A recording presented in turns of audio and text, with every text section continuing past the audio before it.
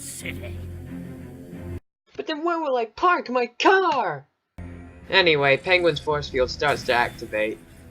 Time for a montage of all the places we've been throughout the movie, but since I cannot be asked looking at all the places in the annoying movie we've been to, might as well speed ahead again.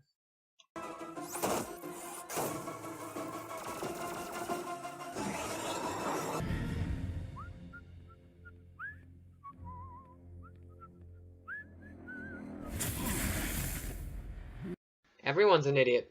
Case closed. Telling me that a city full of 100,000 people, or even more so, doesn't even notice a giant red force field? Are you kidding me? Anyway, the Penguin starts to pull the meteor down to Earth.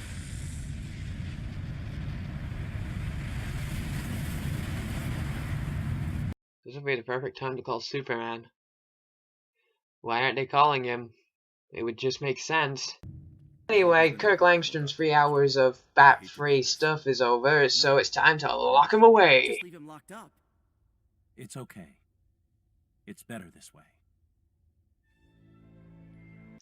That's a bit awkward. Are they in love with each other?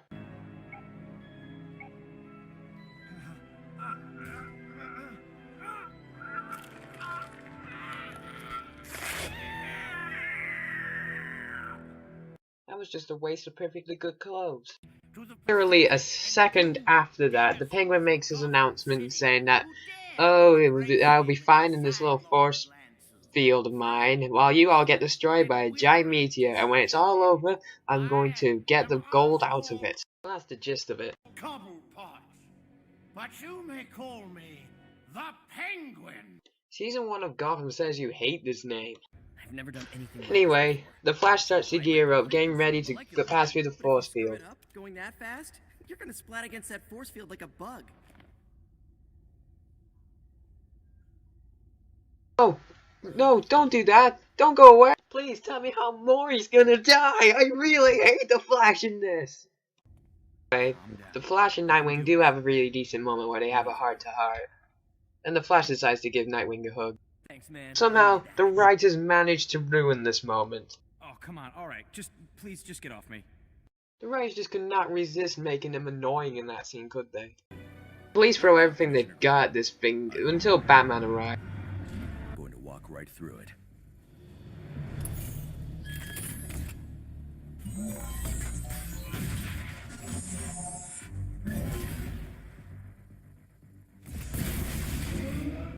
Wait, what? Wait a minute. No, stop. Don't, stop! So you mean to tell me that Batman found a way to get into the force field and didn't bother to make enough for like a handful of policemen to get in with him? Sure, it costs less lives, but an army is still an army. He can't do that. He can't match my shield's frequency. Apparently, he did. It's then revealed that Penguin has an army of these animals. Having a handful of policemen at your side doesn't seem like a bad idea now, does it, Batman? Anyway, Batman activates one of the dogs to go into his side, which is actually called Ace, which is a reference to Ace the Fat Hound. Reference! For some reason turns into a bike. Because reasons. And it's Batman up against an animal robot army. Again, another Tuesday night in Gotham City. The Flash tries to run into the force field while going at super fast speeds in order to get past the force field. And does a bit of collateral damage in the process. My god, damn you, Flash! Anyway, the Flash finds a way to get through the force field. After the Flash gets in, he knows Batman's in the car chase with the animals again. Cue another car chase like fight soon.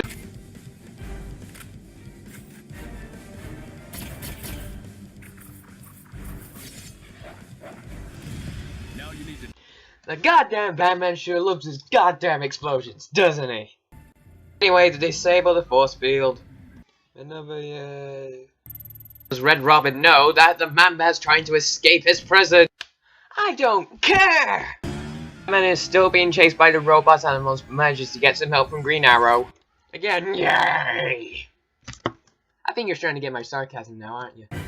Nightwing turns up and then starts smacking the crap out of the other robot animals. This sparks a question to mind, why didn't you do this before?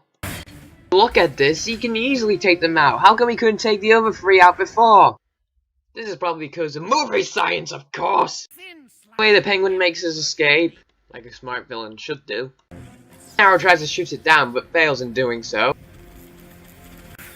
Ba-da-da-da-da-da. Wah. One of the robot dogs seems to get the upper hand on Batman, which he should easily take care of since Nightwing did it. Oh no. Red Robin realizes that Man-Bat escapes and that he's trying to convince him that Kirk Langstrom is still inside him, but it doesn't seem to work. Anyway, the heroes upload a virus that seems to turn off all the other robot animals.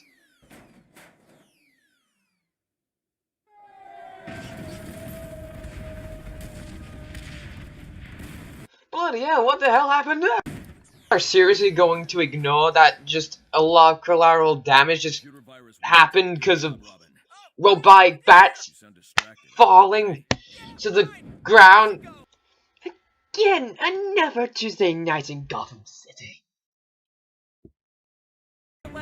Hey, Man-Bat flies off, taking Red Robin with him. Guess they were in a love relationship. Oh crap, this is Twilight all over again. Instead of werewolves and vampires, it's bats. Anyway, the Kirk Langstrom side of Man-Bat seems to come through and saves Red Robin. I'm totally calling it, they're in a relationship. Anyway, the heroes turn up at the villain's headquarters, so you know what that means. Cue one more fight scene! Oh, they were easily taken out. Just goes to show what kind of threat the Animal Militia were. Anyway, the villains are taken care of, but there's still a problem with the meteor crashing down. Will they be able to stop it? Probably, because there's a sequel being made to this. Anyway, the heroes gather what they need. Nightwing collecting parts along with Flash, and Green Arrow getting power source in order to stop the meteorite. Batman, on the other hand, another explosive batarang. And then decides to jump out the window to land on the Batwing, which is kind of reminiscent of, well, Back to the Future. Show off. And Red Robin show up in order to help the fight. A few minutes late, if you ask me. The heroes come up with the idea to place the force field and make it even wider than just that tall building in Gotham in order to protect all of Gotham, while making the meteor crash even further. While Kirk Langstrom is in control of the Man-Bat in this film, he tries to amplify the laser in order to make the meteor crash down even faster, while also amplifying the force field for it to go bigger. Force field works and the meteor crashes and all is well. And all before breakfast too. Anyway, by the power of plot convenience, Kirk Langstrom turns back to normal permanently. Batman informs Kirk Langstrom of this. Woohoo! Villains get captured. Again, woohoo! You can't keep me locked up like some kind of animal. Oh, the dramatic irony!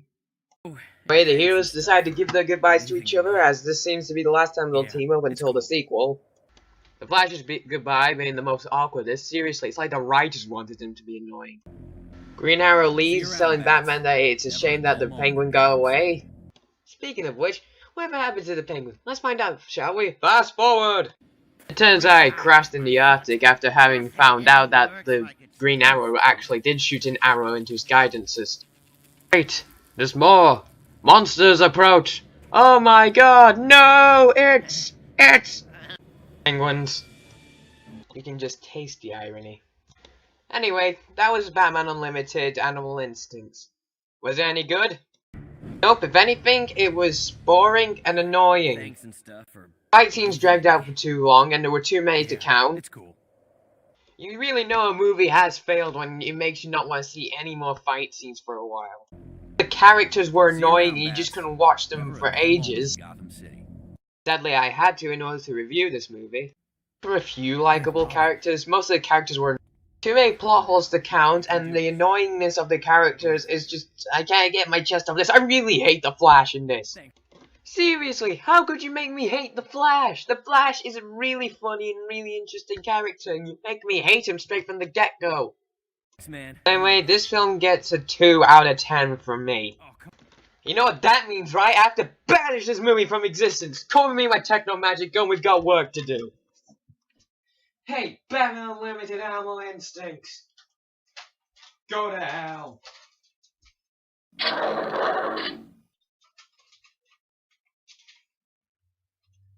problem solved.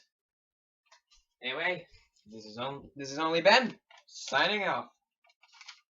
I might as well use the teleport function on this.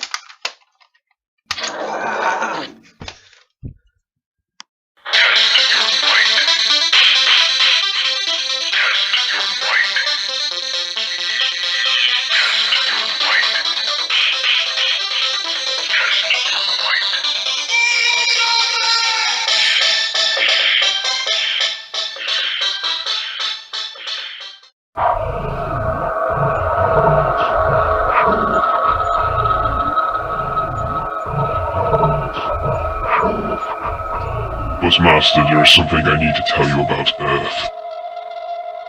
Other times do I have to say it, I do not care what the Earthlings have to do.